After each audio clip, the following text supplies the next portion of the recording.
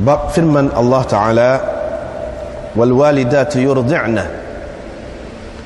ibu-ibu hendaklah menyusukan anak-anak mereka selama 2 tahun cukup bagi orang yang mahu menyempurnakan penyusuan, hingga kepada firman-Nya basir. Dan firman-Nya wa hamluhu wa fisaluhu 30 syahra, tempoh mengandung berserta memisahkan anak daripada penyusuan ialah 30 bulan. Dan Allah berfirman, jika kamu berasa sukar, maka boleh perempuan lain menyusukan untuk si bapa itu, menyusukan anak itu untuk si bapa. Liyunfiq dzu sa'atin min sa'atih, hendaklah orang yang mempunyai kesenangan berbelanja sebahagian daripada kesenangan yang ada padanya, hingga kepada firman-Nya yusra. Berkata Yunus daripada Zuhri, Allah telah melarang daripada ibu memudaratkan anaknya, ibu membahayakan anaknya, yaitu bila ibu berkata, saya tidak akan menyusukannya, padahal dia yang paling sesuai dari segi makanannya untuk anaknya itu, dan paling kasih dan sayang terhadapnya berbanding orang lain. Jadi tidaklah boleh dia enggan setelah si ayah bersedia memberikan apa yang Allah tentukan ke atasnya kepadanya. Yani setelah si ayah itu bersedia untuk memberikan kepada isteri dia tu, bagi pihak diri dia, apa yang Allah telah wajibkan, telah tentukan ke atasnya. Walaysa lil mauludi lahu ay yudarra bi waladihi walidatahu, tidak juga si ayah itu boleh membahayakan anaknya, boleh membahayakan ataupun menjadikan si ibu dia tu menderita kerana anaknya, dengan menegah si ibu itu daripada memberi susu kepada anak itu, untuk membuatnya menderita dengan memberikan anak itu kepada orang lain. Tidaklah menjadi kesalahan kepada mereka berdua, yakni kepada dua ibu bapa itu, untuk meminta orang lain menyusukan anak mereka dengan rela hati daripada ayah dan ibu itu sendiri. Kalau mereka berdua mahu memisahkan anak itu daripada penyusuan setelah saling bersetuju dan berbincang, fala junaha alaihima. Dalam setengah nuskhahnya tidak ada tu. Fa in arada fisalan, ayat sebenarnya an taradhim minhuma wa tashawurin fala junaha alaihima. Tapi dia ada keterangan ada selepas pada tu. Jadi beginilah cara Bukhari ini, dia potong-potong ayat. Jadi kalau mereka berdua mahu memisahkan anak tu daripada penyusuan, tidak menjadi kesalahan kepada mereka berdua setelah itu berlaku dengan persetujuan daripada kedua-dua pihak dan perbincangan daripada mereka. Fisaluhu, yang tersebut di dalam ayat tadi, wa hamluhu wa fisaluhu, apa maknanya? Fitamuhu, yakni memisahkan anak daripada menyusu dengan ibunya. Ini bab perbelanjaan perempuan bila si suami tiada di rumah, dan perbelanjaan untuk anak-anak, untuk anak. Diriwayatkan daripada Aisyah, katanya Hindun binti Utbah datang, dia berkata, wahai Rasulullah, sesungguhnya Abu Sufyan itu seorang yang sangat penyimpan, Abu Sufyan itu seorang yang sangat kedekut. Adakah menjadi kesalahan kepada saya untuk saya berikan, untuk saya beri makan kepada keluarga kami sebahagian daripada harta dia? Qala la illa bil ma'ruf. Nabi sallallahu alaihi wasallam kata, tidak boleh melainkan dengan cara yang ma'ruf, dengan cara yang baik.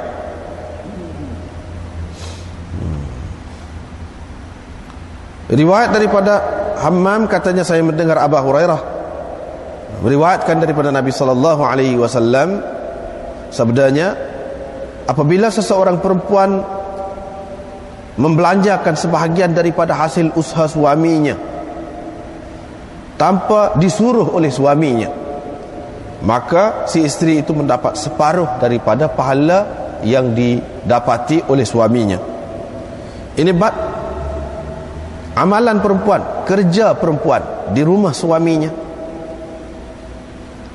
Diriwayatkan daripada Ibni Abi Laylah, katanya Ali menceritakan kepada kami bahawa Fatimah datang kepada Nabi sallallahu alaihi wasallam untuk mengadu kepadanya apa yang dialaminya pada tangannya kerana mengisar gandum. Dan dia mendapat tahu, yakni Fatimah mendapat tahu bahawa hamba telah sampai kepadanya, yakni kepada Nabi sallallahu alaihi wasallam, tetapi dia tidak bertemu, tidak kebetulan bertemu dengan Nabi sallallahu alaihi wasallam. Dia pun menyebutkan perkara itu kepada Aisyah, minta biar Aisyah ceritakan kepada Nabi sallallahu alaihi wasallam. Bila Nabi sallallahu alaihi wasallam datang, Aisyah pun menceritakan kepadanya. Ali berkata, maka Nabi sallallahu alaihi wasallam pun datang kepada kami ketika mana kami telah pun mengambil tempat tidur kami, mana kami telah pergi ke tempat tidur kami. Kami pun nak bangun. Bila dia datang, dia pun berkata, tetaplah duduk di tempat kamu masing-masing.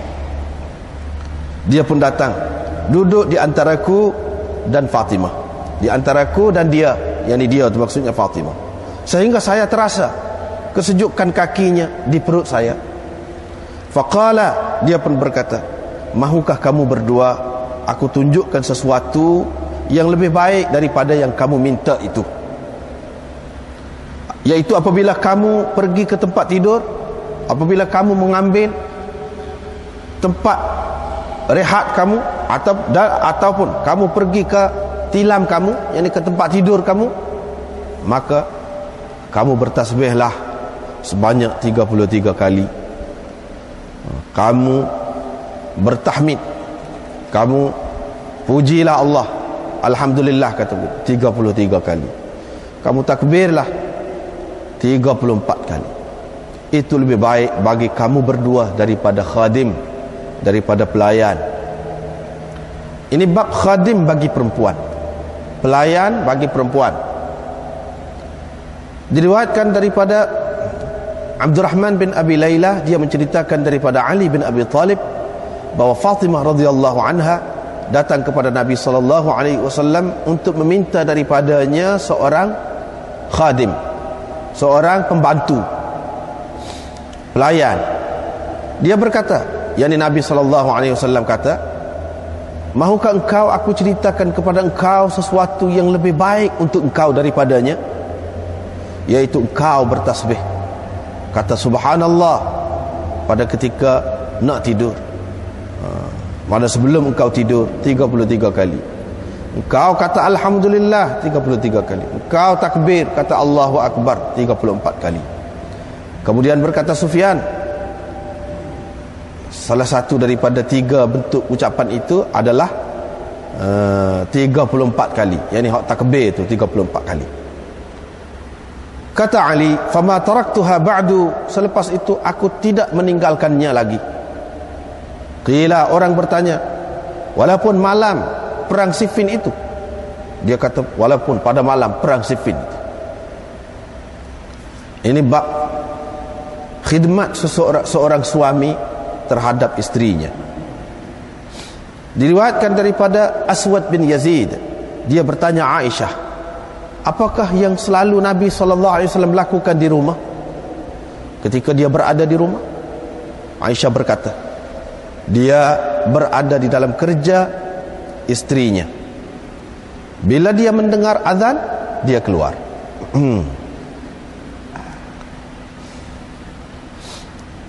Ini bab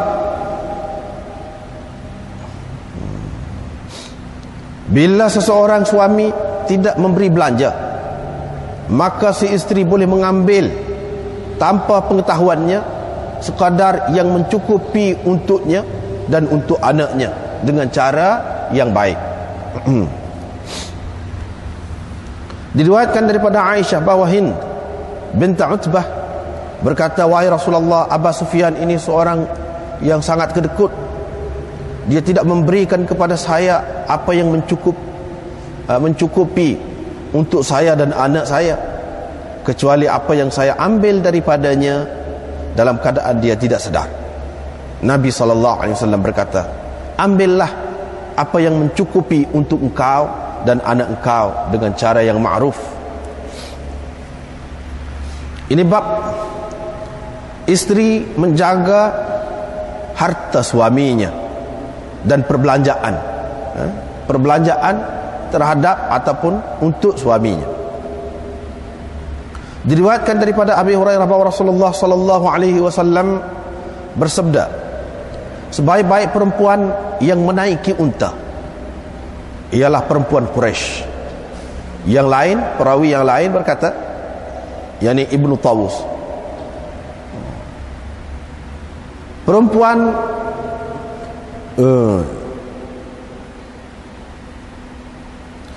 yang paling baik ialah Quraisy, yakni perempuan Quraisy. Mereka paling pengasih terhadap anak semasa kecilnya dan paling pandai menjaga harta suaminya. Yang paling pandai menjaga harta suaminya ataupun barang-barang, benda-benda berharga suaminya.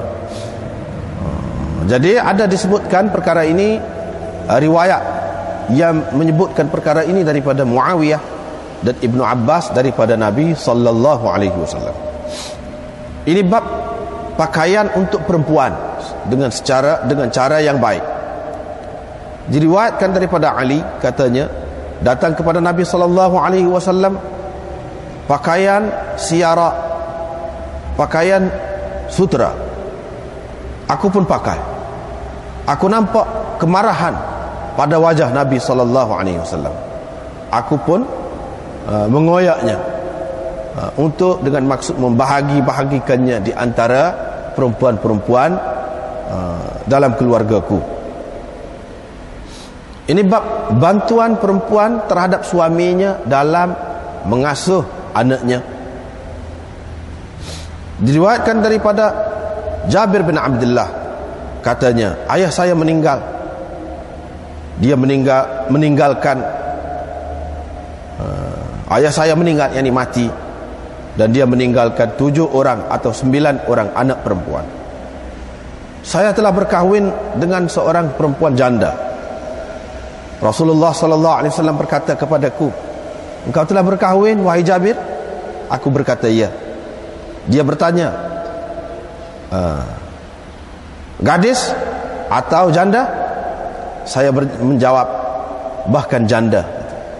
Nabi SAW bertanya, kenapa tidak gadis? Engkau boleh bermain-main dengannya, dia boleh bermain-main dengan engkau. Engkau boleh bergurau senda, hilai ketawa dengannya, dan dia juga boleh bergurau senda dengan engkau. Kata Jabir, aku berkata kepadanya, sesungguhnya Abdullah telah mati. Dia meninggalkan anak-anak perempuan. Saya tidak mahu membawa kepada mereka perempuan yang seumpama mereka. Kerana itu saya telah berkahwin dengan seorang perempuan yang dapat menguruskan mereka dan dapat mengatur keadaan mereka. Nabi SAW pun mendoakan untuknya, barakallah, semoga Allah memberkati engkau. Atau dia berkata khairan, mudah-mudahan baik. Ini bab nafaqatil mu'sir ala ahli, perbelanjaan suami yang susah terhadap istrinya. Diriwayatkan daripada Abi Hurairah, katanya datang kepada Nabi sallallahu alaihi wasallam seorang lelaki, dia berkata, saya telah binasa. Nabi sallallahu alaihi wasallam bertanya, kenapa? Dia menjawab, saya telah menyetubuhi istri saya pada bulan Ramadan, yakni pada siang hari bulan Ramadan. Nabi SAW pun kata, merdekakan seorang hamba. Kata dia, saya tidak mempunyai hamba. Nabi SAW berkata kepadanya, puasalah 2 bulan berturut-turut. Dia berkata, saya tak mampu.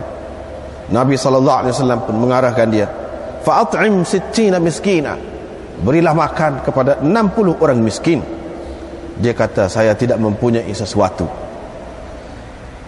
Selepas itu dibawakan kepada Nabi SAW satu bekas berisi tamar. Dia pun bertanya, di manakah orang yang bertanya tadi? Orang itu berkata, saya ni wahai Rasulullah, saya ni. Qala, kata dia, tasaddaq bihadza, bersedekahlah dengan buah tamar ini, sedekahkan buah tamar ini. Dia bertanya, orang itu bertanya, kepada orang yang lebih memerlukan daripada kami wahai Rasulullah? Demi Tuhan yang telah mengutuskan engkau dengan sebenar, tidak ada di kawasan Madinah ini ahli rumah yang lebih perlu daripada kami, yakni kepada makanan itu. Nabi SAW pun ketawa sehingga nyata, sehingga jelas kelihatan taring-taringnya ataupun gigi belakangnya. Qala fa antum idzan, Nabi SAW kata, kalau begitu kamulah yang lebih perlu. Jadi kamu bagilah kepada anak isteri kamu. Ini bab wa 'alal warithi mithlu dzalik, dan kepada pewaris diwajibkan seumpama itu. Adakah perempuan wajib membelanjakan terhadap anak pinaknya? Hal 'alal mar'ati minhu syai', jadi adakah wajib atas perempuan mengeluarkan belanja untuk menyusukan anak dia? Jawabnya tidak. Istifham itu istifham inkari. Wa daraballahu mathalan rajulain ahaduhuma abkamu la yaqdiru ala syai' wa huwa kallun ala maulah. Allah telah membuat perbandingan 2 orang lelaki. Salah seorang daripadanya ialah yang pekak, yang bisu, tidak mampu melakukan sesuatu apapun, bahkan dia menjadi beban kepada tuannya. Al-ayah, hingga kepada akhir ayat itu. Diriwayatkan daripada Ummi Salamah, dia bertanya, kata dia, aku berkata, wahai Rasulullah, adakah saya akan mendapat pahala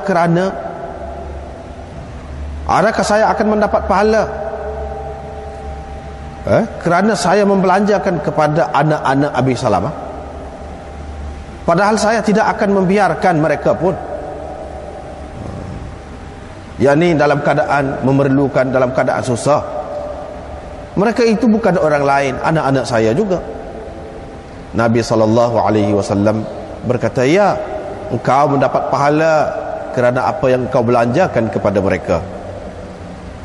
Diriwayatkan daripada Aisyah, kata Hindun, wahai Rasulullah, sesungguhnya Abu Sufyan itu seorang yang kedekut. Jadi adakah menjadi kesalahan kepada saya untuk mengambil sedikit daripada hartanya, sekadar yang mencukupi untuk saya dan anak-anak saya? Nabi SAW berkata, khudhi bil ma'ruf, ambillah dengan cara yang baik, ambillah apa yang sepatutnya. Ini bab firman sabda Nabi SAW, sesiapa yang meninggalkan kallan, bebanan, hutang dan sebagainya, ataupun dayaan, anak-anak, fa ilayya, terserahlah kepadaku. Diriwayatkan daripada Abi Hurairah bahawa Rasulullah SAW dibawakan kepada Nabi SAW orang mati meninggalkan hutang. Orang mati yang ada menanggung hutang. Dia bertanya, adakah dia ada meninggal harta yang lebih, maknanya untuk menyelesaikan hutangnya? Kalau diceritakan kepada Nabi SAW bahawa dia meninggalkan sesuatu yang mencukupi untuk menyelesaikan hutangnya, salat Nabi SAW menyembahyangkan jenazahnya. Kalau tidak, dia berkata kepada orang-orang Islam, bersembahyanglah kamu jenazah sahabat kamu. Maknanya sembahyanglah sembahyanglah jenazah sahabat kamu ini.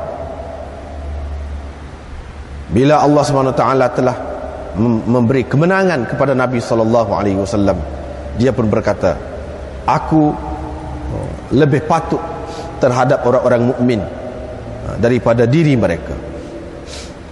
Aku lebih patut menjaga orang-orang mukmin lebih daripada diri mereka. Sesiapa daripada orang-orang mukmin yang mati lalu meninggalkan hutang, menjadi tanggungjawabku menyelesaikannya. Sesiapa yang meninggalkan harta benda, maka harta bendanya itu adalah hak waris-warisnya. Ini bab perempuan-perempuan yang menyusu daripada kalangan hamba dan selain daripada mereka. Dari kalangan hamba dan selain daripada mereka. Diriwayatkan daripada Urwah bahawa Zainab binti Abu Salamah menceritakan kepadanya bahawa Ummu Habibah, isteri Nabi SAW berkata, aku berkata, wahai Rasulullah, berkahwinlah dengan saudara saya, saudara perempuan saya, binti Abi Sufyan, iaitu Azzah, kahwinlah dengan adik saya. Qala, Nabi SAW kata, adakah kamu suka begitu? Dia berkata, ya, bagaimanapun saya bukan keseorangan. Saya bukan seorang untuk engkau. Dan orang yang paling saya suka berkongsi kebaikan dengan saya ialah adik-adik saya lah. Qala, Nabi SAW berkata, itu tidak halal untuk saya. Saya berkata, wahai Rasulullah, demi Allah, kami sedang berbual-bual, sedang bercakap-cakap bahawa engkau akan berkahwin, engkau nak kahwin dengan Durrah binti Ummi Salamah. Nabi SAW pun kata, anak perempuan Ummu Salamah? Saya berkata, ya. Nabi SAW pun berkata, demi Allah, kalau tidak kerana dia tu anak tiri saya yang dipelihara dalam haribaan saya, tidak halal juga dia untuk saya, kerana dia adalah anak saudara sesusu dengan saya.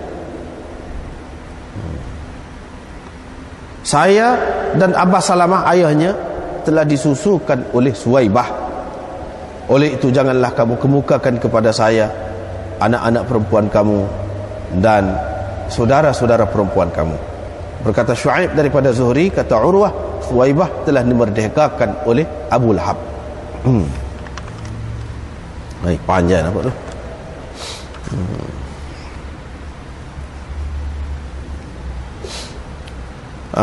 Mula-mula sekali malam ni, ini bab perbelanjaan lagi, termasuk di dalam Kitabun Nafaqat, perbelanjaan lagi. Imam Bukhari buat mari bab ini untuk menyatakan perbelanjaan menyusukan anak tu.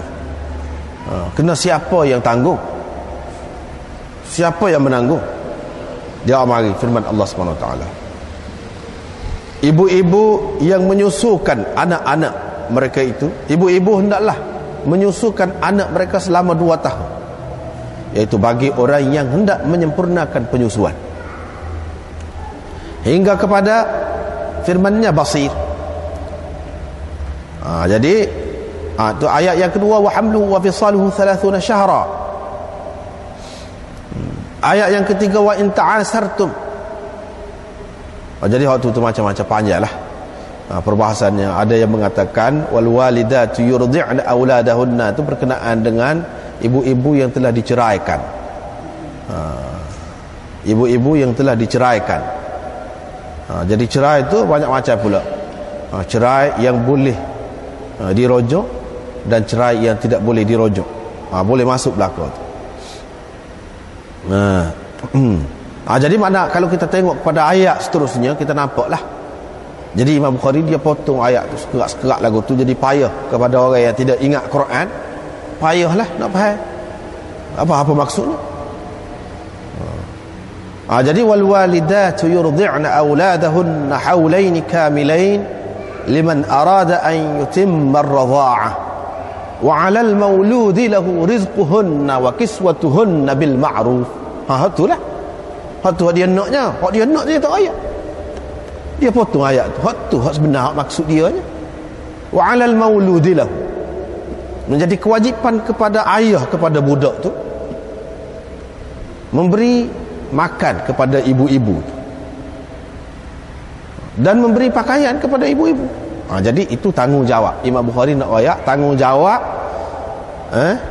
ayah kepada budak tu memberi makan dan memberi pakaian kepada ibu tu, walaupun sudah bercerai dah pun. Walaupun cerai tu cerai tolak tiga dah.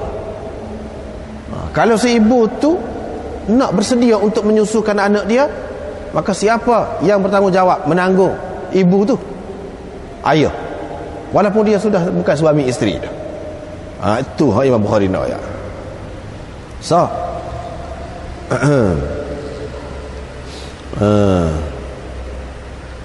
kita tengok, kalau kita tengok dalam hasyiah nombor 2 ni pun ada, dia sebut. Jadi 3 ayat ni dia mari ni. Qila dallatil ayatul ula ila ijabil infaq 'ala al-murdi'ah min ajli irda'iha al-walad sawa'un kanat fil 'ismah am la. Tu.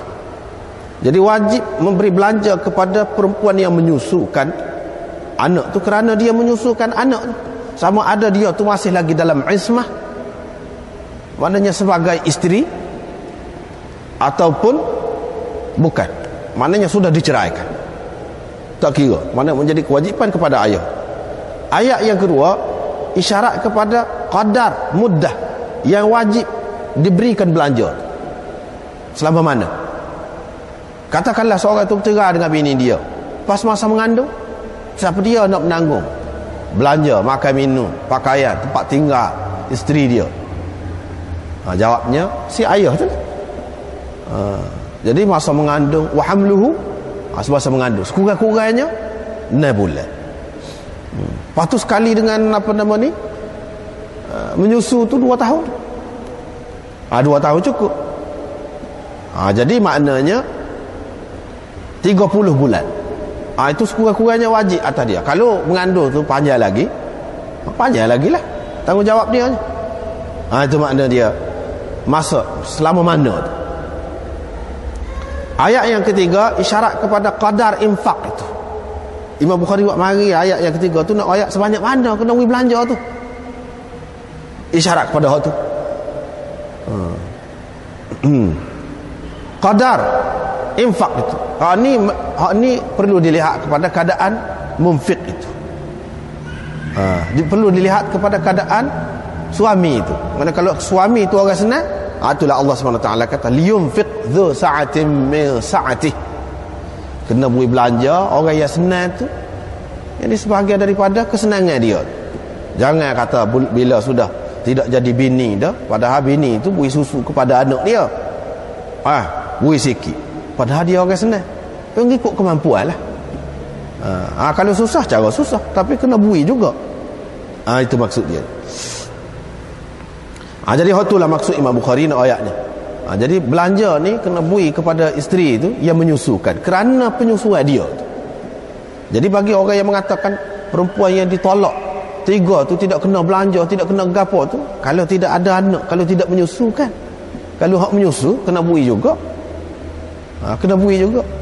Hak kata khilaf kan dulu, kita sudah jumpa dah dulu. Jadi setengah kata tak perlu beri belanja, tidak ada sukna, tidak ada nafkah dah. Setengah kata kena beri lagi. Jadi kok mana-mana pun bagi orang yang mengatakan tidak kena pun, kalau dia tu memberi susu kepada anak, kena juga. Lepas tu Imam Bukhari buat mari asar daripada Zuhri ni yang diriwayatkan oleh Yunus, kata dia Allah SWT melarang daripada si ibu itu memudaratkan anaknya. Janganlah pula apabila cerai maka tak beri susu kepada anak sendiri. Jangan jadi lagu tu. Iaitu si ibu tu berkata, saya tak mahu bagi susu kepadanya. Ni mana kes kalau bercerai biasanya lah. Apa lagi kalau masih dalam ismah, masih lagi sebagai isteri kepada suami itu, tak beri. Tak beri susu. Lagi tidak patutlah. Kalau katakan dia tu sudah bercerai sekalipun, dia tidak patut kata begitu. Sebab apa? Sebab susu dia tu dari segi makanannya yang paling sesuai untuk anak dia tu. Dan dia paling kasih, paling sayang terhadap anak tu berbanding dengan orang lain. Jadi tak patutlah dia kata begitu. Jadi dia tidak boleh enggan apabila si suami itu bersedia untuk memberikan kepada dia tu apa yang Allah SWT telah tentukan ke atas suami itu. Yang ni, wa 'alal mauludi lahu rizquhun wa kiswatuhunna bil ma'ruf tadilah. Bila si suami itu bersedia nak beri nafkah ke apa tu semua tu, jadi si isteri tak boleh enggan. Tak boleh lagu tu. Dan si ayah pula tidak juga boleh memudaratkan si ibu dengan anaknya itu. Tak boleh juga. Ada juga orang ni bila cerah anak marah, dia tak boleh beri bini dia tu beri susu kan. Ada juga. Tak boleh juga itu orang panggil memudaratkan ibu tu. Jadi dengan menegah ibu tu daripada memberi susu kerana nak menyeksa dia, ziraran laha, nak menyeksa, nak menjadikan isteri dia tu menderita, nak bui kepada orang lain. Tak boleh lah lagu tu. Tak boleh. Apa lagi kalau dia tu masih suami isteri, si isteri tu nak bui susu, tak boleh bui. Tak boleh bui. Takut jadi tua, nak bui kepada orang lain. Ada juga orang pasal itu. Tak boleh lah, tak patut lagu tu. Tetapi tidak menjadi kesalahan kepada mereka berdua untuk meminta orang lain menyusukan anak dia tu dengan sukarela, dengan suka hati kedua-dua pihak, ibu bapa. Kalau ayah pun tak apa lagu tu, mak pun tak apa. Kita biar orang lain lah menyusu anak kita, tak apa, boleh juga. Katakanlah ayah kerja kalau zaman sekarang ni, mak pun kerja, nak menyusul lah ke mana? Nak suruh orang lain asalkan dengan sukarela, sama-sama suka, dengan bincang dengan molek, antara minhum wa tashawurin, dengan sukarela, dan dengan bincang dengan baik, dengan molek, tak apa. Nak beri kepada orang lain pun tak apa. Tidak kita kata, tak boleh kita kata mak tak sayang ke anak, ayah tak sayang ke anak. Tidak boleh lagu tu. Dalam Islam ada keluasan. Hadis yang paling akhir tadi yang kita baca tadi, iaitu Nabi SAW sendiri disusukan bukan oleh mak dia, oleh Thuwaibah. Jadi tak apa waktu tu. Orang lain pun boleh menyusukan asalkan sama-sama setuju, sama-sama, tak apa. Ada keperluan, ada keadaan yang menghendaki begitu, tak apa. Ataupun kita kata dah keadaan terdesak ni, ibu sakit, kalau tak boleh ikut perasaan, nak bui semacam, boleh jadi mudarat kepada anak tu, boleh bui kepada orang lain, boleh juga. Ataupun kita kata nak minum, nak bagi susu botol, kalau sama-sama setuju, tak apa juga. Tetapi kok mana-mana pohon lebih molek susu ibu, tu tentu dah tu. Tapi kok mana-mana pun kalau dengan persetujuan, tak apa. Masalah penyusuan. Walau bagaimanapun tanggungjawab siapa? Tanggungjawab suami itu. Tanggungjawab suami. Lepas tu perinciannya banyak lagi. Orang ni kata tidak wajib atas isteri, sukarela dia kalau dia nak bui. Kalau dia kata dia nak upah, suami kena bui upah pada dia. Ada pula ulama kata tidak wajib atas dia, sebab suami sudah bagi nafkah dah, sudah bagi belaka dah. Jadi dia wajib atas dia tu bui susu kalau sekiranya dia tu memang mampu untuk memberi susu. Wajib atas dia. Kalau dia tak sih, boleh dipaksa dia. Begitu. Macam-macam lah tu pun khilaf ulama tu. Di dalam hasyiah kita tu pun ada sebut juga tu. Habislah situ. Itu masalah nafkah terhadap perempuan yang menyusukan anak.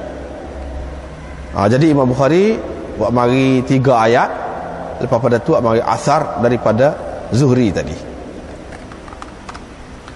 Lepas pada tu ini bab lain pula. Perbelanjaan perempuan bila suaminya tiada di rumah, dan perbelanjaan kepada anak, macam mana? Ini masalah rumah tangga lah. Masalah rumah tangga. Ada kalanya seseorang itu suami dia tidak ada di rumah, pitih ada. Apa kalau nyawak betul sangat, betul sodak si bini ni, tak saya ambil. Kena nak tanya suami dulu. Wah, tidak, tak perlu lagu tu. Fikir sendirilah. Tengoklah. Takkan nak hati suami nuklik. Ada juga orang perempuan jenis betul lagu tu. Kerana dia ajar cara betul lagu tu, betul sodek lagu tu. Jadi kalau dia ajar dengan cara molek, tidak jadi lagu tu. Gunalah kebijaksanaan. Kalau suami tidak ada di rumah, anak ni duduk jerit ni, nak batu gani, lepas tu nak lagu mana? Itu sah. Yang kedua, kalau suami tu jenis kedekut, bui belanja tapi bui tak cukup, belah mana? Perempuan tu boleh ambil walaupun tanpa pengetahuan dia untuk belanja atas diri dia dan atas anak-anak dia, tetapi dengan cara yang makruf. Jangan telajak ambil tu. Kadar biasa ia mencukupi. Janganlah telajak pula. Jadi si suami tu mungkin dia jadi gitu tu, dia ada cara dia sendiri, fikiran dia sendiri untuk nak simpan, untuk nak apa, masa depan, banyak perkara lah. Jadi dia buat begitu tu mungkin begitu. Jadi janganlah pula ambil PT tu untuk nak beli barang-barang yang tak ada faedah, hak lebih-lebih, nak beli mana, nak beli lebih-lebih. Tu tak boleh, tidak bil ma'ruf dah tu lagu tu. Tapi kalau sikit-sikit sekadar keperluan anak-anak, apalagi kalau tidak mencukupi, tu lagi boleh lah, lagi boleh. Ni maknanya perempuan bila suami tak ada, dia boleh belanja untuk diri dia dan belanja untuk anak dia, boleh ambil daripada harta suami dia tu.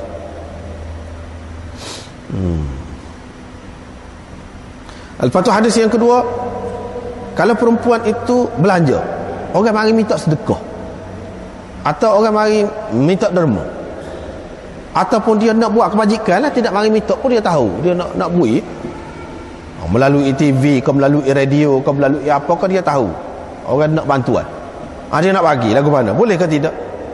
Bukan fitih dia kalau dia nak bagi tu, hasil usaha suami dia. Lepas tu suami dia tak tahu, bukan suami dia suruh, boleh ke tidak? Jawabnya di sini Nabi SAW mengatakan dia dapat separuh daripada pahala suami dia. Dia berkongsi pahala dengan suami dia. Mana kalau suami dia dapat 50, dia dapat 50. Hak tadi belanja untuk diri dia dan anak dia. Hak ni nak belanja lah keluar ni, lah keluar. Keperluan dia cukup dah. Tapi nak buat kebajikan, si suami tak ada. Si suami tak ada nak lagu mana, dan dia tak ada pesan, tak ada suruh pun, boleh perempuan itu buat lagu tu. Nak ayatnya boleh. Lepas kalau dia buat lagu tu, pahala tu dikongsi bersama oleh suami dan dia. Apa maksud Imam Bukhari buat marah ni dalam bab nafkah ni? Dalam bab nafkah ni, ni cerita buat kebajikan, bukan nafkah. Nafkah tu buidah si suami, buidah ke isteri ni, isteri nak buat kebajikan pula ni. Lagu mana? Apa maksud Imam Bukhari buat marah ni di dalam bab nafaqatil mar'ah?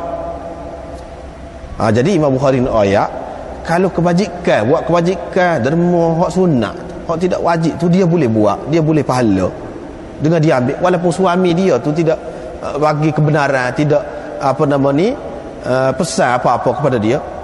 Jadi kalau hak wajib atas suami, kau boleh, dia nak ambil tu hasil tu, dia nak ayat ni, kau boleh. Setara hak sunat saat ni tu, ada kebajikan nak bagi derma saat ni tu, boleh pahala. Jadi kalau hak memang keperluan dia, bukan sia-sia, boleh pahala juga hak tu. Jadi atas kebijaksanaan dia tu, dia boleh pahala tu. Kalau tidak, jadi susah dia sendiri dan anak tu kalau dia tidak guna kebijaksanaan dia. Jadi nak ayatnya, sedangkan hak tu hak wajib atas suami, lagilah boleh dia ambil. Itu habis satu bab. Lepas pada tu, amalan ataupun kerja perempuan di rumah suami dia. Kerja perempuan di rumah suami dia, Imam Bukhari nak ayat, nak isyarat kepada khilaf ulama. Ada ulama kata perempuan ni tak ada buat kerja apa di rumah, untuk lelaki dia, kena untuk lelaki dia belakang,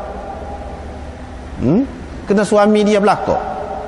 Daripada basuh kain, pada masak, pergi beli barang-barang ada kedai, semua sekali kena suami dia. Kalau dia tak boleh buat sendiri, dia kena upah orang lain.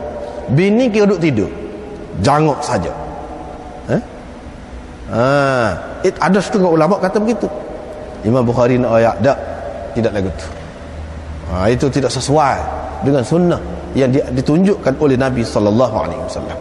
Apatah lagi kalau orang biasa, kalau orang syarifah, orang-orang yang mulia, bangsawan sekalipun, tidak lagu tu. Jadi boleh mana dia buat kerja, si suami boleh minta dia kerja. Jadi dalam rumah urusan perempuan, di luar rumah urusan suami. Kalau perempuan tu nak pergi keluar rumah pun, kalau suami benar, tak apa juga. Jadi bukan perempuan ni ambil munafaat saja, tidak. Sebab itu dalam Quran ada disebutkan walahunna mithlul ladzi 'alaihinna bil ma'ruf. Walahunna mithlul ladzi 'alaihinna bil ma'ruf.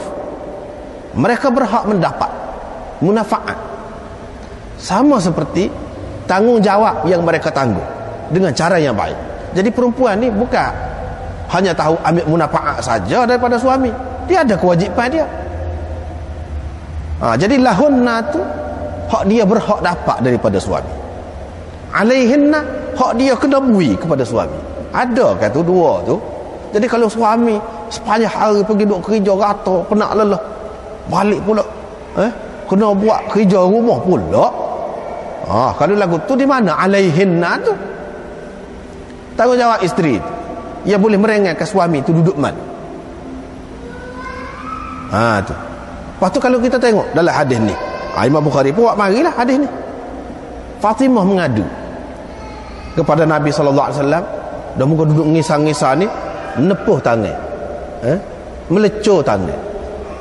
Jadi minta dengan Nabi SAW, dah dapat tahu ni ada hamba, boleh naklah kepada pembantu rumah lah kita kata. Tak jumpa dengan Nabi SAW, pesan kepada Aisyah biar rayakkan Nabi. Bila dia rayak, Nabi SAW kata, aku nak rayak lebih baik lagi daripada tu. Dia tidak kata tak, memang kamu berhak dapat, kamu tak payah buat kerja, kamu anak aku. Tak ada kata lagu tu. Padahal siapa yang lebih mulia daripada Nabi SAW dan anak dia? Tapi Nabi SAW kata tak buat kerja diri.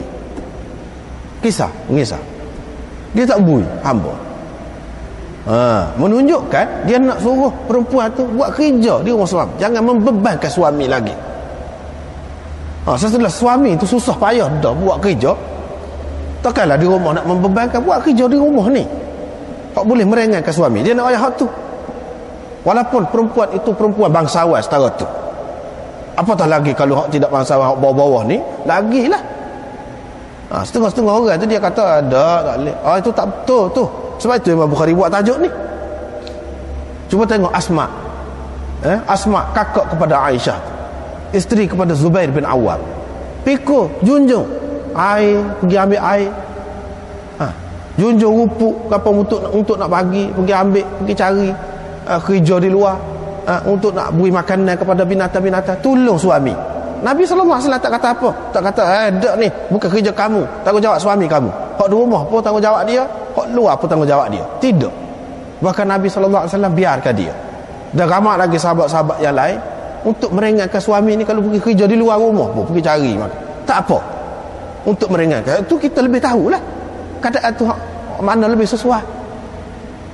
Begitu.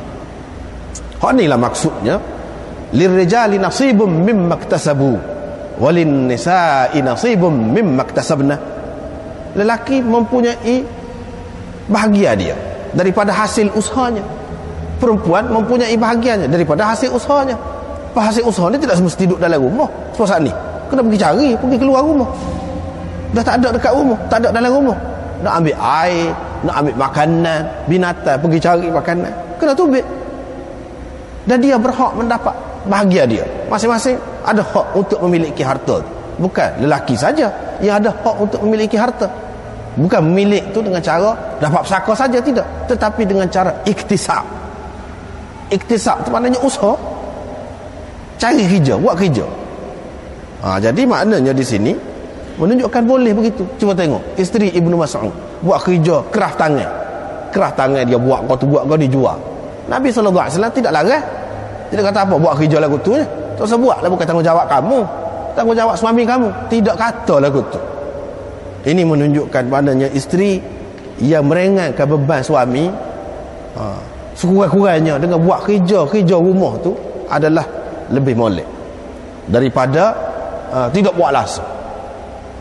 Dan kalau dia buat kerja hak luar lebih daripada itu pun Nabi SAW tak kata apa. Kerana ini adalah untuk memesrakan lagi, mengeratkan lagi hubungan suami isteri. Itu di antara caranya. Suami itu berasa isteri dia betul-betul bersimpati dan kesian kepada dia, nak tolong dia. Dia berasa gitu. Tak apa, boleh lagu tu. Nabi SAW ajar kepada anak dia ni, dengan menantu dia ni, suruh tasbih. Hak tu. Bukan kata nak bui bukan kata nak bui pelayan, nak bui pembantu rumah. Tak. Ajar suruh baca hak tu. Apa ya dia ajar suruh baca hak tu? Isyarat kepada zikir kepada Allah ni boleh memberi kekuatan kepada seseorang. Itu sah. Isyarat kepada zikir, kalau kita berzikir akan ada kekuatan dalam diri kita. Bila ada kekuatan, tak payah ada pembantu, kita boleh buat sendiri. Sah. Yang kedua, Nabi SAW nak ajar berdikari anak-anak dia. Yang ketiga, Nabi SAW tak tunjuk kepada dunia ni bahawa Nabi SAW ambil kesempatan daripada kekayaan, daripada dia ni jadi pemimpin. Orang lain banyak dia bagi kesenangan, tapi anak dia tidak. Anak dia tidak ajar kebenaran. Itu yang ketiga. Yang keempatnya, nak ayatnya hak ni lebih baik lagi sebenarnya. Makna kesenangan dalam dunia ni kalau senang sebentar je.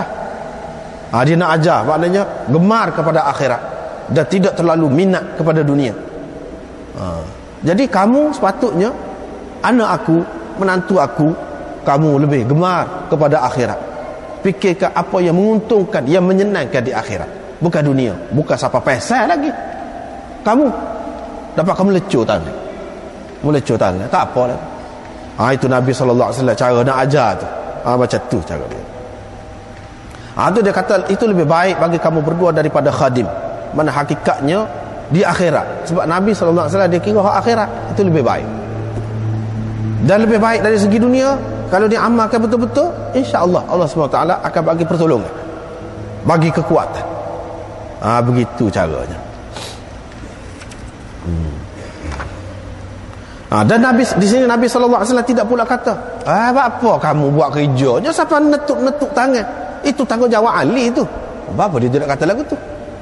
Kalaulah ini menjadi kewajipan suami buat kerja-kerja rumah ni terutamanya, tentu Nabi kata gitu. Dah kalau dia tak sibuk buat, dia tak ada, dia cari orang gaji lah. Dia tidak kata begitu. Terus begitu biasa. Ini menunjukkan bahawa perempuan bertanggungjawab dalam rumah tangga. Bertanggungjawab dalam rumah tangga. Jangan dia berlepas tangan. Dan dalam masalah ni hak lebih kuatnya hak ni. Walaupun ada yang mengatakan tidak. Allah jelas suami. Dia nak pergi beli jarum, nak pergi beli garam, nak pergi beli ikan, nak pergi beli semua benda kena suami belakang. Menyimpan dalam rumah pun kena suami juga. Jadi tanggungjawab suami. Lelah lagu tu. Pasal apa? Pasal apa? Pasal tak kena faham. Ada orang amal lagu tu. Hati anak apa ya, anak kadang-kadang sebut banyak kali. Pasal memang orang kita yang salah faham. Dia baca satu kitab, memang ada dalam tu. Dalam kitab memang kita tidak nafi, tapi tidak semua apa yang ada dalam kitab tu lebih sesuai, lebih betul dengan kehendak syariat, lebih sesuai dengan sunnah. Tidak semestinya begitu. Sebab itulah kata ulama, orang yang betul, orang yang bijaksana, al-munsif man arafa ar-rijal bil haqq, la man arafa al-haqq bil rijal. Orang yang bijaksana iaitu orang yang kenal tokoh-tokoh dengan sebab kebenaran yang dibawanya. Bukan orang yang kenal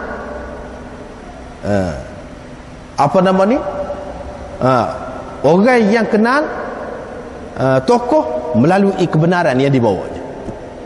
Bukan mengenal kebenaran melalui tokoh yang membawa. Bahaya tu lagu tu.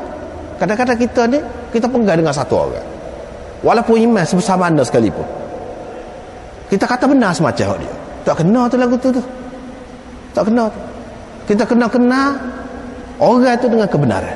Kalau dia benar tak kira siapa. Kita ambil belakang. Hak tu hak molek. Itu orang yang adil, orang yang bijaksana.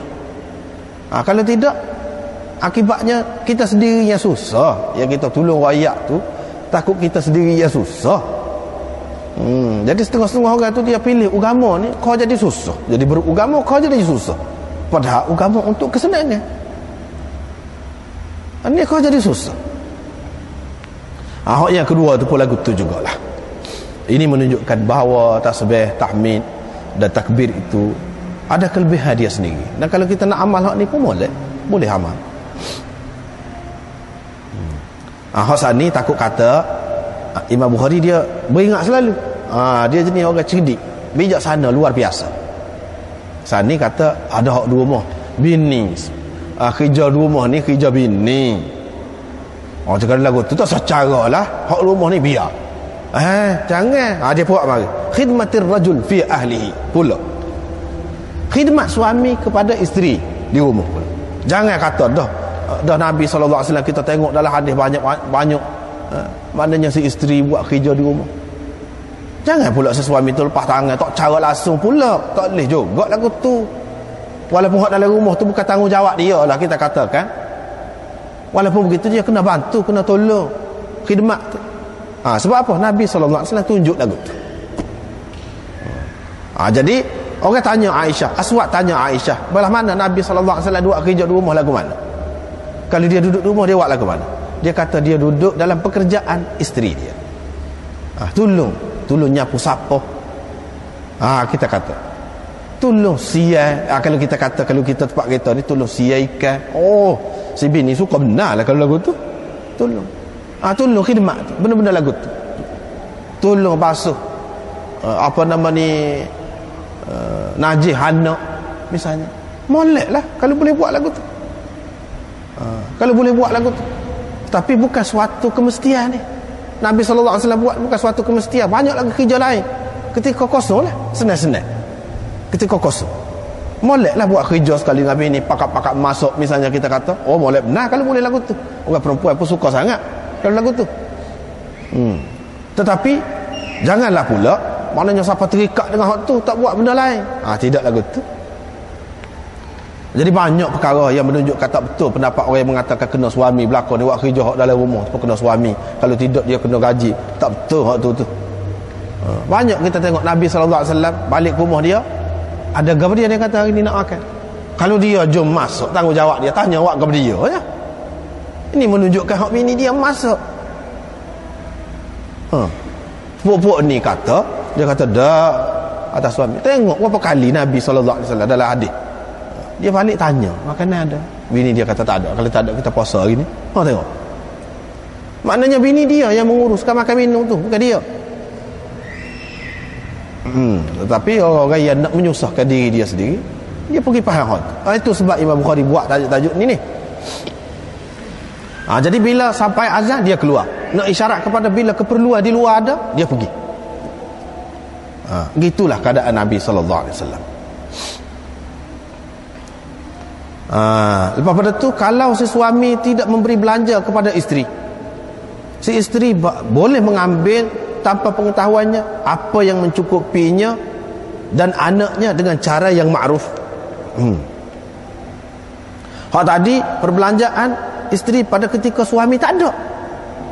Tajuk tadi suami tak ada, pergi jauh, pergi ke luar negeri, pergi kerja lama.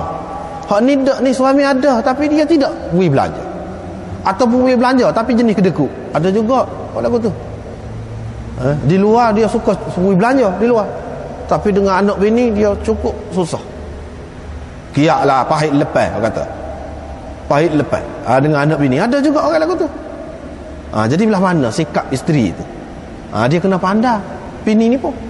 Sebab tu maknanya si isteri ni dia kena tanya. Dia boleh royak keburukan suami dia kepada orang yang berkenaan, orang yang bertanggungjawab, orang yang tahu menyelesaikan masalah. Tak apa. Di sini pengajarannya bini ni janganlah kalau suami buat kadang-kadang duduk senyap, sakit jiwa lah lama-lama jadi lagu tu. Apa dia suruh lagu tu? Kita kena luahkan kepada orang lain, royak kepada orang lain.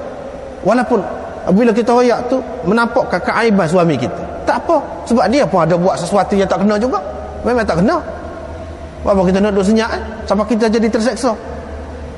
Di sini pengajarannya, isteri dia ni, Hindun ini cerdik.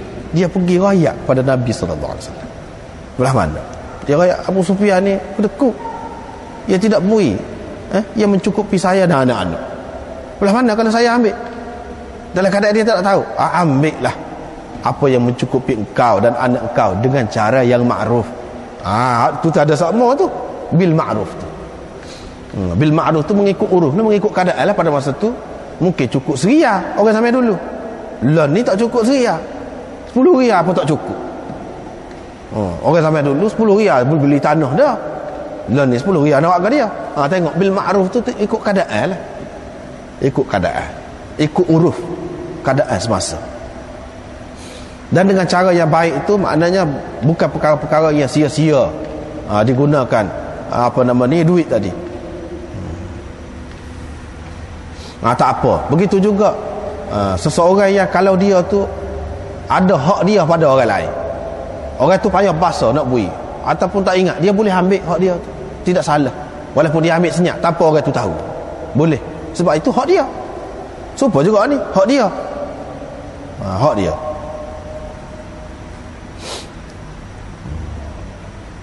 Jadi pak perempuan menjaga suami, menjaga harta suami dia dan perbelanjaan terhadap suami dia. Ni di sini nak ayatnya perempuan hak molek, iaitu perempuan yang pandai jaga harta benda suami dia, iaitu dan perempuan yang boleh menguruskan perbelanjaan rumah tangga dia dengan baik untuk kebaikan suami dia dan anak-anak dia. Hak tu yang paling baik. Bukan perempuan yang tidak erti. Kalau suruh ke dia punah jadi. Tak silap tu.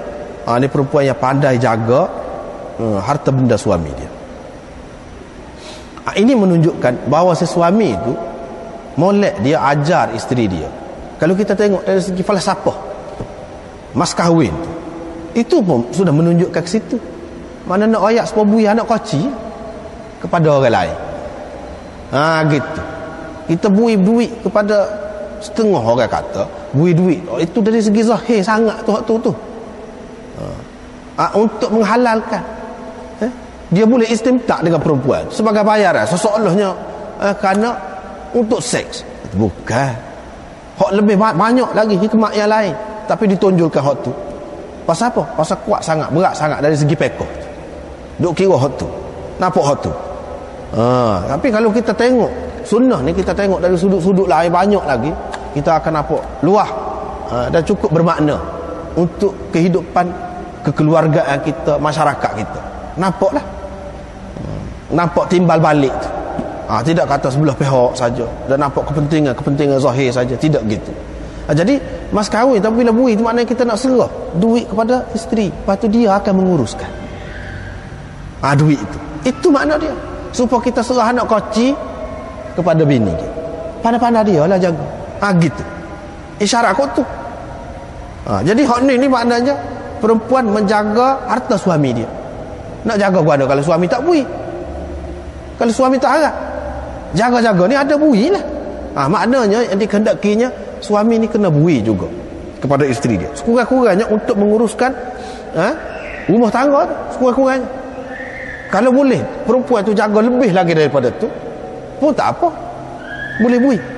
Sebab dia adalah pembantu dalam kehidupan kita. Tapi kalau perempuan tidak boleh nak bantu sikit abuk, pening kepala juga orang lelaki. Dengan sebab itulah kena mengaji perempuan itu pun. Di zaman Nabi SAW, orang-orang tawanan tu dia suruh hajar baca menulis, bukan untuk orang lelaki saja, orang perempuan pun dia suruh juga, suruh hajar. Siapa dia boleh hajar sekian-sekian ramai orang pandai baca pandai menulis, dia lepas. Itu pertukaran. Maknanya Nabi SAW nak lelaki dan perempuan ni pandai erti. Kalau tak erti, dia nak boleh bantu suami dia gapo dia. Kalau tak erti gapo satu, kau menjadi beban pula. Tak silap lagu tu. Nak jadi tidak bebal tu dia kena berpendidikan, pandai mengurus, pandai tu dia kena mengaji. Maka keperluan pengajian ni hak tu pun bil ma'ruf juga, yang mengikut uruf juga. Zaman dulu pandai jahit, pandai gitu saja tak apa dah. Zaman sekarang ni keperluan lain, jadi kena bagi pendidikan tu lebih lagi daripada tu. Sebab keperluan tu keperluan lebih lagi sekarang ni, sama ada lelaki ataupun perempuan. Jadi dalam hadis ini disebutkan Nabi SAW kata sebaik-baik perempuan yang menaiki unta ialah perempuan Quraisy. Maknanya sebaik-baik perempuan Arab, sebab orang Arab ni dia biasa naik unta. Sampai di zaman Islam pun naik lagi kenderaan itu.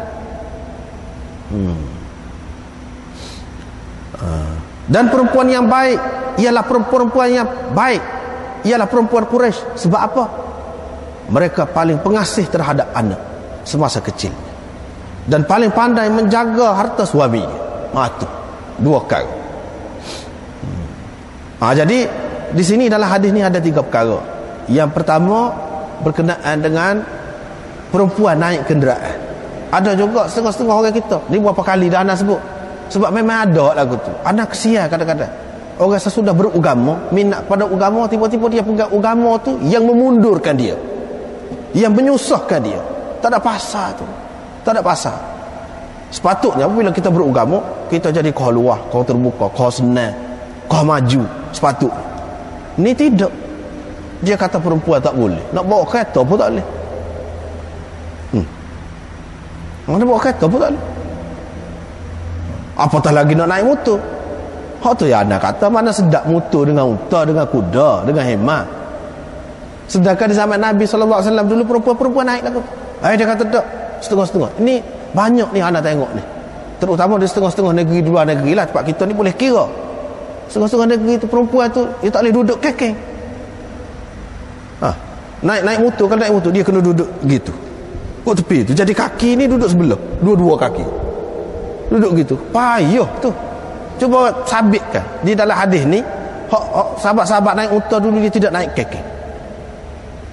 Dia naik duduk gitu. Lagu tu anak tengok di India orang Hindu pun naik lagu tu. Itu masalah budaya, bukan ajaran Islam. Kita naik hak mana hak muda yang menyenangkan. Lagu mana? Lagu tu. Patut tak waktu orang kita ni banyak benda-benda karut. Dia kata hilang darah lah, macam-macam. Itulah. Pasal apa? Pasal orang kita ni dia memikir ke arah tu saja, dia nampak. Jadi orang-orang agama dia mengajar benda-benda lagu tu. Pasal apa? Dia menggalakkan orang menikah dengan anak dara. Kalau tua sikit tak boleh, kata dia hilang dara. Terutama naik motor, naik basikal, naik gotu ni lagi. Nabi SAW tidak lebih tahu ke? Dia tidak wayak benda tu. Jadi kita ni duduk mikir benda-benda tu. Patut tak apalah. Hak kecil perempuan budak tak erti 31 lagi tu, nak buat bini, patut tak jadi apa? Nak pandai lagu mana mengurus rumah tangga tu. Dah tak erti 31, ngaji selama mana ngaji? Macam mana nak urus? Patut kalau kecil sangat, beranak kita sudah tengok, kita boleh saksikan benda ni berlaku. Kalau awal sangat menikah, anak tu payah nak hidup, tidak sihat. Tapi orang kita kerana mikir tak ni tu, adalah hak mengajar jenis lagu tu. Molek hak darah ni awal gini-gini. Itu semua tu karut belaka. Semua karut, tidak mengikut cara sunnah. Cara sunnah hak wayaknya cuba tengok. Nabi SAW kahwin dengan janda. Ramai lagi sahabat tak ada timbul tu benda-benda tu. Tapi kita ni buat sepik fikiran ni, nak nampak hak tu, utamakan hak tu. Jadi sehingga perempuan tak boleh main, perempuan tak boleh naik kenderaan, macam-macam mari fikiran tu. Padahalnya sahabat-sahabat Nabi, sahabiah dia pergi perang, pergi gitu gini, pergi perang tu jalan slow. Takkanlah jalan slow kat tepi gitu, tunduk. Takkan lagu tu perlu hunggar tu, patut bila patut hunggar tu. Perlu akad senjata tu bila perlu tu. Kalau tidak pergi waktu dia, kau menyusah lagi. Kalau kita tengok situ, mana orang Islam ni, lelaki perempuan jenis gagah kuat. Tidak jenis pasal senyap, nusu, takut, tidak pasal lagu tu. Tapi orang kita bawa agama ni jadi lagu lain. Tu rugi banyak. Setengah-setengah negeri itu, separuh daripada orang Islam perempuan tak erti apa satu. Perempuan tak erti apa satu, agama pun tak erti, dunia pun tak erti. Nak apa dia lagu tu? Buat apa-apa kelebihan apa, orang lelaki belakang. Perempuan tak ada peranan. Di rumah pun tak apa erti. Di rumah pun tak boleh nak gotu ni, syarat gotu ni, kena ada pelayan, kena ada pembantu rumah, kena ada gotu ni. Akhir sekali susah nak menikah, tua pun tak boleh menikah lagi. Yang perempuan tu tak ada kelebihan apa-apa, tetapi yang perlu disiapkan sebelum menikah tu macam-macam. Oh, kalau lagu tu tak boleh pergi. Kepandaian tak ada apa satu. Jadi setengah orang kata kalau perempuan ni, kalau kita benarkan begitu jadi bebas. Kita tidak kata begitu. Bukan kita kata suruh mengaji tu makna suruh jadi bebas tak tu kalau. Kita tidak kata lagu tu. Pada setengah-setengah orang zaman dulu dia kata kalau pandai menulis, pandai gitu, pandai main sorak lah, pandai bercinta. Oh, tak boleh nak sekat benda tu. Tak boleh nak sekat benda tu. Lah ni ada telefon, ada apa, boleh tahu lebih lagi pada tu. Nak mana? Tu. Dia kena ajar bagi pendidikan yang betul baru boleh. Tak say atas sekolah kerana tu merugikan. Kalau lagu tu. Tapi ada orang kita hok pandai, hok alim, mana siapa lagu tu anggap dia terhadap perempuan. Itu tak kena sama sekali. Tak kena, merugikan orang Islam sendiri. Kita tidak suruh kata bila mengaji tu nak suruh jadi seorang barat bebas pergi ke sana kemari bebas. Tidak lagu tu. Lagu tu pun nak suruh pagi ngaji supaya Nabi SAW buat lagu mana, zaman dia lagu mana. Lagu tu kalau kita nak, kalau buat sekadar tu kita boleh maju, kita tidak terhalang apa-apa. Ni kita banyak terpengaruh dengan benda-benda luar ni. Anda tengok di Pakistan, di India, orang Islam kalau naik motor, kalau naik perempuan dah tak ada arah naik motor, dia duduk kaki dua alik ni kain menyusah kata pakai pula pakaian labu-labu pula. Kalau dia masuk kain tu celah tu lidi itu lagu mana. Tapi dia tidak fikir benda-benda tu. Berapa banyak berlaku masuk kain kelubung panjang sangat tu dalam tu, dalam lidi tu gebah jatuh, dah muka duduk pun duduk lagu tu. Jadi hak tu anak duduk berhati bukan orang Islam, orang Hindu pun lagu tu juga. Jadi maknanya benda ni apa yang jadi kita duduk terpengaruh dengan dia tu apa. Jadi pasal kita tak tahu pucuk tak kembali kepada Quran dan Sunnah tu je bendanya, tak kembali ke situ. Kalau kembali ke situ selesai masalah. Kita boleh tahulah hak ni budaya siapa, budaya kita ke budaya orang, kita boleh tahu. Jadi perempuan Quraisy ni sebab apa paling bagus? Satu, dia pengasih terhadap anak semasa kecil. Jadi anak ni kasih kepada anak ni lagu mana? Pasal dia tidak sayang je kan anak. Hak ni nak ayat ni Nabi sallallahu alaihi wasallam nak ayat ni kalau anak suami dia tu ada anak dia tetap sayang. Tidak dah anak tiri kita kata kan, anak tiri gak ikut lebih-lebih kurang. Tidak. Kalau anak tiri pun dia jaga molek. Dia bagi kasih sayang yang molek seperti anak sendiri. Itu makna sini. Kalau anak sendiri itu memanglah siapa pun kasih. Hak ni maksudnya anak suami. Biasanya di zaman Nabi sallallahu alaihi wasallam tu orang tu menikah, bini mati, ada anak. Lepas pada tu menikah dengan orang lain pula. Jadi dalam banyak-banyak tu Nabi sallallahu alaihi wasallam tengok nisa Quraisy yang paling baik. Setia dengan suami dia. Hak suami dia adalah hak dia. Hak tu hak naknya payah nak cari perempuan lagu tu. Hak suami dia tu hak dia. Dia beza kadang-kadang ni. Mak sendiri dengan mak bini. Mak suami lain. Ayah sendiri dengan ayah suami lain. Tak silap lagu tu. Tak molek lah tu lagu tu. Anak sendiri dengan anak suami lain. Tak silap lagu tu. Hak naknya anak suami pun anak kita. Anak bini kita anak kita. Lagu tu. Bukan satu pihak sajalah ni. Balik lelaki pun begitu juga. Wa ar'ahu ala zawjin fi dhati yadi. Dan paling pandai menjaga harta suami dia. Paling pandai menjaga harta suami dia. Dan perkara ni ada diriwayatkan daripada Muawiyah, daripada Ibnu Abbas juga, daripada Nabi sallallahu alaihi wasallam. Padahlah nampaknya tak ada apa habis ni sekat tu lah.